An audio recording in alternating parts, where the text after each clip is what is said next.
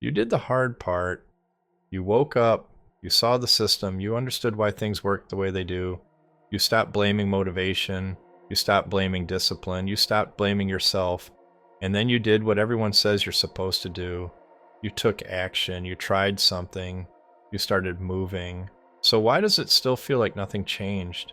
Why do so many people finally act and still stay stuck? That's what this video is about. Because here's the truth nobody wants to say out loud. Action alone does not save you. In fact, for most people, action becomes the next trap. And if you don't understand this, you'll spend years doing things without ever escaping anything. Stay with me, because this is where the system becomes invisible. And the internet is full of advice that sounds like freedom. Just take action. Start before you're ready. Fail fast. Learn by doing. And while that advice isn't wrong, it's incomplete because the system doesn't collapse when you act. It adapts, it absorbs your effort, it redirects your energy, and it keeps you busy without letting you become dangerous. This is why so many people feel burned out instead of free. They're not lazy. They're exhausted from moving in the wrong direction. Here's the first uncomfortable truth.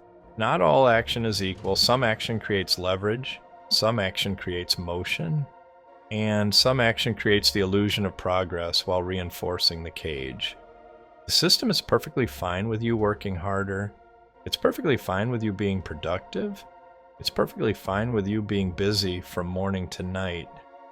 What it cannot tolerate is you changing your position.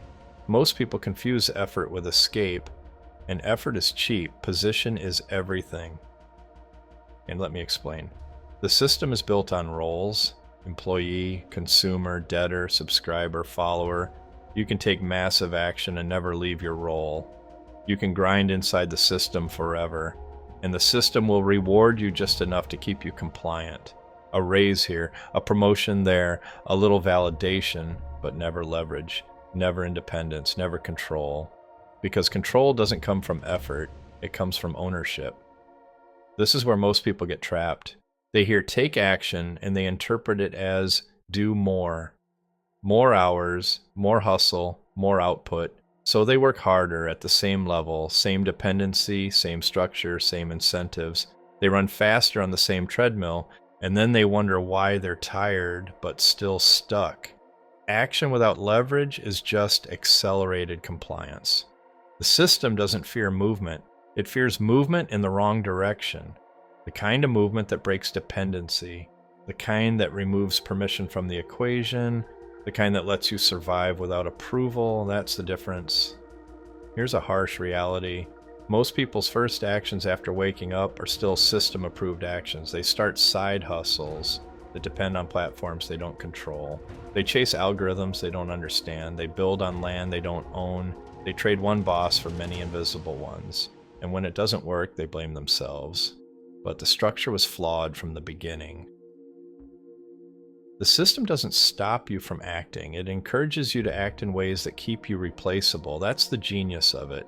You're allowed to try, you're allowed to struggle, you're allowed to fail, as long as you never become independent. Let's talk about the real enemy. It's not fear, it's not laziness, it's not lack of information. It's misdirected action. Action that feels rebellious but keeps you dependent. Action that looks bold but produces no leverage.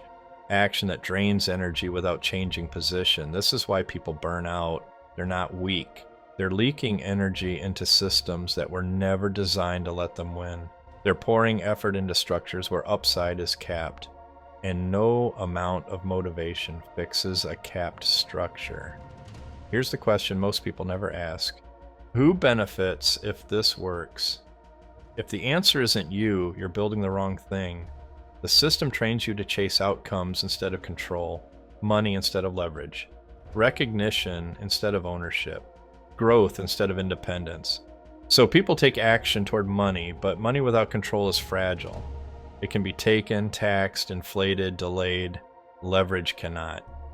This is why the first taste of action often feels disappointing. People expect freedom. They get stress, they expect momentum, they get noise, they expect progress, they get exhaustion. because they moved without changing leverage. Let me say this clearly. Action is not the goal. Leverage is the goal. Action is just a tool. And if your action does not increase leverage, it is not moving you toward escape. It is moving you deeper into complexity. The system loves complexity. Complexity creates dependency. Forms, rules, platforms, metrics, algorithms. The more complex your path, the more intermediaries you need. And intermediaries are control points. Real escape looks boring at first. It looks small. It looks unsexy. It looks like building something simple that compounds quietly. It looks like ownership instead of visibility. It looks like boring consistency instead of explosive growth. And that's why most people abandon it, because it doesn't reward your ego fast enough. Here's another uncomfortable truth. Most people don't want freedom. They want relief. Relief from stress, relief from pressure, relief from uncertainty. Freedom requires tolerance for uncertainty, and tolerance is built, not wished for. This is why the system trains you to seek certainty before action. Certainty keeps you safe. Certainty keeps you small. Certainty keeps you waiting. Leverage is built under uncertainty. Always has been. Most people say they want freedom, but what they really want is comfort with upside. And the system will gladly sell you that fantasy as long as you never touch control. Let's talk about execution the right way. Execution is not doing everything. Execution is doing the few things that change your position. That's it. Not 10 projects, not endless experiments, not constant pivots, position-changing moves, moves that alter dependency, moves that remove permission, moves that create asymmetric upside. Here's a rule you should remember. If stopping would destroy your progress, you don't own it. If someone else can shut it down overnight, you don't control it. If your income depends on someone else's rules, you're still inside the system. Just a different room. This is why so many people escape jobs only to build worse prisons. They leave structure for chaos. They leave stability for anxiety. They leave one boss for 100 invisible ones, and they call it freedom because it sounds better. Real leverage reduces effort over time. If your action requires more effort every month, you're compounding work, not freedom. The goal is not to work forever. The goal is to build something that works when you don't. This is where patience matters, not motivational patience, structural patience. The patience to build something unexciting that compounds quietly. The patience to ignore noise. The patience to stay boring. The patience to let leverage accumulate. The system conditions you to expect fast feedback, likes, views, sales, validation. Leverage gives delayed feedback, and most people can't tolerate that delay, so they quit right before compounding begins. Here's the irony. The people who escape rarely feel like they're escaping while it's happening. They feel behind, they feel unnoticed, they feel uncertain. And then one day, they realize something quietly shifted. Their time feels different, their decisions feel different, their fear feels smaller, because dependency weakened. And that's when action finally pays off, not because it was loud, but because it was aligned. This is why video 15 mattered. Awareness alone traps you. And now you know the next layer. Action alone traps you too, unless it builds leverage, unless it changes position, unless it reduces dependency. The system survives awareness. It survives effort. It does not survive independence. And independence is structural, not emotional. This is where most people stop. They understand this intellectually. They nod, they agree, and then they go right back to scattered action. Because leverage requires restraint, focus, saying no, building fewer things better, and that's uncomfortable. If you're still here, this is the real question. Are you willing to build something boring enough that nobody notices until it's too late? Because that's how escape actually happens. Not with rebellion, not with noise, but with quiet leverage.